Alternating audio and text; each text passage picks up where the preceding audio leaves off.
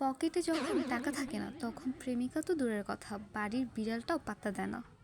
আপনি কি সেই পাবলিক যে ইন্টারনেটে কিভাবে বড়লোক হওয়া যায় সেটা সার্চ করতে করতে এমবি খরচ করে ফেলছেন, কিন্তু কাজের কাজ কিছুই হচ্ছে না? চাকরি নামক সোনার হরিণটা কি আপনার সাথে লুকোচুরি খেলছে? যদি উত্তর হয় হ্যাঁ, তবে আজকের ভিডিওটা আপনার জীবনে টার্নিং পয়েন্ট হতে যাচ্ছে। আজ আমি এমন একটি জাদুর কথা বলবো যা আপনার অন্ধকার ঘরে টাকা ফলাবে। হ্যাঁ, আমি মাশরুম চাষের কথা বলছি। আগামী কয়েক মিনিটে আমি আপনাকে মাশরুম চাষের এমন এক ঝাঁঝালো রেসিপি দিব যা জানলে আপনি কাল থেকে কাজ শুরু করতে চাবেন। আর ভিডিও শেষে এমন বাপ্পিকা ব্যাটা ট্রিক বলবো যেটা না জানলে আপনার সব টাকা জলে যাবে। তাই মাঝপথে পালালে নিজের লস নিজেই গুনবেন। চলেন কথা না বাড়িয়ে আমাদের আজকের নায়ক নাবিদের দুঃখের ডায়েরি থেকে ঘুরে আসি। আমাদের নাবিদ মিয়া হলো সেই লেভেলের হতভাগা যে ইন্টারভিউ দিতে দিতে জুতা পাতলা করে ফেলেছে কিন্তু কোনো বস্তাকে লেজ বলেনি। একদিন সে এক রেস্টুরেন্টে যেয়ে দেখলো এক বাটি মাশরুম স্যুপের দাম তার সারাটা দিনের হাত খরচের সমান। নাবিদ ভাবলো, আরে ভাই, আমি কি ছাতা চাষ করে বড়লোক হতে পারবো নাকি? অনেকের ধারণা মাশরুম মানে ব্যাঙের ছাতা। এই ভুলটা করবেন না, সব ব্যাঙের ছাতা মাশরুম না, কিন্তু সব মাশরুমই পুষ্টির এক একটা ডিনামাইট। মাশরুম চাষ করতে আপনাকে জমিদারের মতো কয়েক একর জমি লাগবে না, আর রোদে পড়ে কয়লাও হতে হবে না। আপনার শোয়ার ঘরের পাশে একটা ছোট অন্ধকার রুমই যথেষ্ট। কিন্তু সমস্যাটা হলো শুরু করবেন কিভাবে, আর বিচি বা পাবেন কোথায়, আর এটা কি আসলে টাকা ছাপানোর মেশিন? এই সব কিছু প্রশ্নের উত্তর এবং A to Z গাইড পাবেন আজকের এই ভিডিওতে। আপনি কি জানেন মাত্র 10 বাই 10 ফুটের একটি ঘরে মাশরুম চাষ করে 15 থেকে 20 হাজার টাকা পর্যন্ত আয় করা যায়? বিশ্বাস হচ্ছে না তো ভাবছেন ঘোল মারছি? তাহলে পুরো প্রসেসটা মন দিয়ে দেখুন। প্রথমে আমরা আসি আইটেম নিয়ে। বাংলাদেশের সবচেয়ে জনপ্রিয় এবং সহজ আইটেম হলো ওয়েস্টার্ন মাশরুম। এটা চাষ করা যেমন সোজা, এটা চাহিদাও তেমন আকাশ ছোঁয়া। এখন আপনার মনে প্রশ্ন জাগতে পারে, ভাই আমি তো কখনো টবে গাছই লাগাইনি, আমি কি পারবো? আরে ভাই, মাশরুম চাষ তো কোনো রকেট সায়েন্স না যে নাসা থেকে পিএইচডি করে আসতে হবে। এটা হলো ধৈর্যের খেলা। আপনি যদি ঠিকমতো চা বানাতে পারেন তবে আপনি মাশরুমও চাষ করতে পারবেন। চাষের প্রথম ধাপ হলো স্পন বা বীজ সংগ্রহ।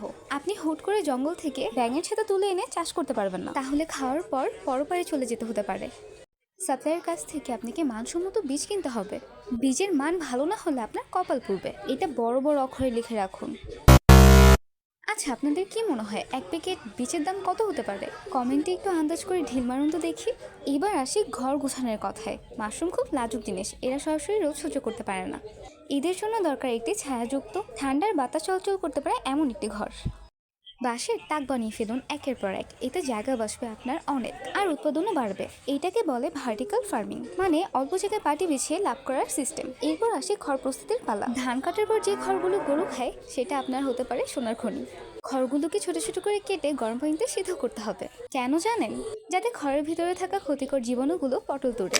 মাশরুম হলো খুব পরিষ্কার পরিচ্ছন্ন শৌখিন জিনিস, একটু জীবাণু থাকলে এটা আর বড়ই হইতে চায় না। আচ্ছা, আপনি কি আপনার চারপাশ পরিষ্কার করতে পছন্দ করেন, নাকি আপনার ঘরে একটি ময়লার ভাগাড়? সত্যি করে বলুন তো। খড়গুলো সিদ্ধ করার পর পানি ঝরিয়ে যখন এমন অবস্থায় আসবে যে হাত দিয়ে টিপলে পানি পড়বে না কিন্তু হাত ভেজা ভেজা লাগবে, তখনই অ্যাকশন নেওয়ার সময়। প্লাস্টিকের প্যাকেটে খড় আর মাশরুমের বীজ স্তরে স্তরে সাজাতে হবে। এটাকে বলা হয় বেড তৈরি, অনেকটা স্যান্ডউইচ বানানোর মতোই। এক স্তর খড়, তার উপর বীজের ছিটা, আবার খড়। প্যাকেটটা ভালো করে মুখ আটকে দিয়ে তাতে ছোট ছোট কয়েকটা ছিদ্র করে দিন যাতে ভিতরের বাতাস একটু খেলাধুলা করতে পারে। যাই হোক, এবার আমরা ফিরে আসি আমাদের সেই সাদা ভূতের ছানাগুলোর কাছে। এখন কাজ হলো প্যাকেটগুলোকে অন্ধকার ঘরে রেখে দেওয়া। এটাকে বলে ইনকিউবেশন পিরিয়ড। আগামী 15 থেকে 20 দিন আপনার কোনো কাজ নেই, শুধুমাত্র একটু উঁকি মেরে দেখবেন আপনার সাদা ভূতের বাচ্চাগুলো ঠিকঠাক বাড়ছে কিনা। পুরো প্যাকেট যখন তুলার মতো সাদা হয়ে যাবে, বুঝবেন আপনার মিশন সাকসেস। তখন প্যাকেটটা ব্লেড দিয়ে হালকা করে আলতো করে ছেড়ে দিবেন। এবার শুরু হবে ম্যাজিক। প্যাকেটের ওই কাটা অংশ দিয়ে উঁকি মারবে ছোট ছোট মাশরুম। এই সময় কিন্তু ময়েশ্চার বা আর্দ্রতা খুব জরুরি। স্প্রে দিয়ে কুয়াশা পানির মতো হালকা করে ছিটিয়ে দিন 2 থেকে 3 বার। মনে রাখবেন, মাশরুমকে আবার পুকুরে গোসল করানোর মতো গোসল করানো যাবে না, শুধু একটু মুখ ধুয়ে দিতে হবে। গবেষণায় বলছে মাশরুমে যে পরিমাণ প্রোটিন আর ভিটামিন থাকে তা মাছ মাংসের বিকল্প হিসেবে কাজ করতে পারে। এটা শরীরের রোগ প্রতিরোধ ক্ষমতা এমনভাবে বাড়ায় যেন আপনি হবেন পাড়ার সুপারম্যান। আবার ফিরে আসি আমাদের নাবিদের কাছে।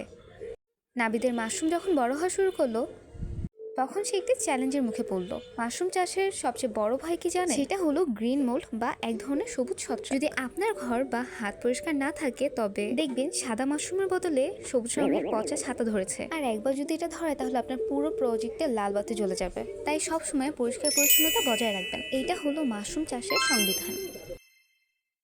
মাশরুম যখন বড় হবে তখন কাঁচি দিয়ে না কেটে হালকা একটু মসুর দিয়ে তুলে নিন।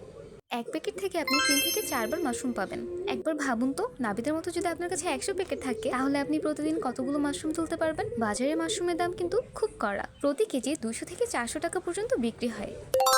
আপনি যদি সরাসরি বাজারে কিংবা রেস্টুরেন্টে লাইন করতে পারেন তাহলে পিছিয়ে ফিরে তাকাতে হবে না। অনেকে বলে ভাই মাশরুম তো সবাই খায় না, তাহলে বিক্রি করবো কোথায়? আরে ভাই, এখন সময় বদলেছে, এখন সবাই অনেক সচেতন। ডায়াবেটিস থেকে শুরু করে হার্টের সমস্যা সবকিছু দাওয়াই হলো এই মাশরুম। যারা ব্যায়াম করে তাদের কাছেও এর ব্যাপক চাহিদা। আপনি চাইলে শুকিয়ে গুঁড়ো করেও বিক্রি করতে পারেন। এটাকে বলা হয় ভ্যালু এডিশন। কাঁচা মাশরুম থেকে মাশরুমের পাউডারের কিন্তু দাম দ্বিগুণ বেশি। এই পর্যন্ত শুনে যদি আপনার মনে হয় কাজটা অনেক সহজ, তাহলে থামুন বস। অনেকেই মাশরুম চাষ করতে গিয়ে মাঝপথে হাল ছেড়ে দেয়। তাপমাত্রা তারা ঠিকমতো নিয়ন্ত্রণ করতে পারে না।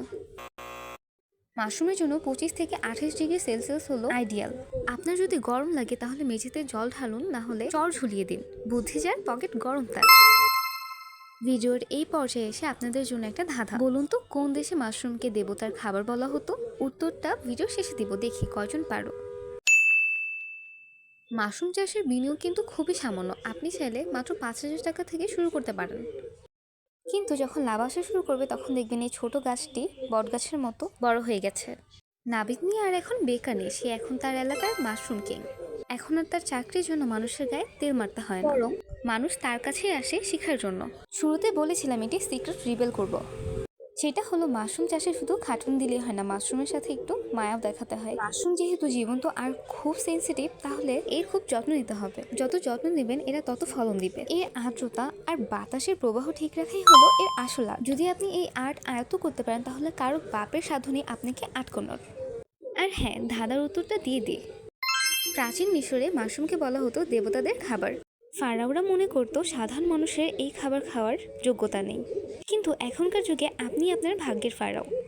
আজকের এই পুরো ভিডিওতে আমরা জানলাম কিভাবে বীজ থেকে শুরু করে বাজারজাতকরণ পর্যন্ত মাশরুম চাষ করতে হয়। যদি নিজের পায়ে দাঁড়াতে চান তাহলে অলসতা বাদ দিয়ে নিজের পায়ে দাঁড়ান এবং অলসতা ঝেড়ে ফেলুন। মনে রাখবেন, সময় আর নদীর স্রোত কারো আপন না, এটা কারোর জন্য অপেক্ষা করে না। এখন আপনারাই বলুন পরবর্তী ভিডিও আপনারা কি টপিকে জানতে চান। আমাদের সাথেই থাকুন যাতে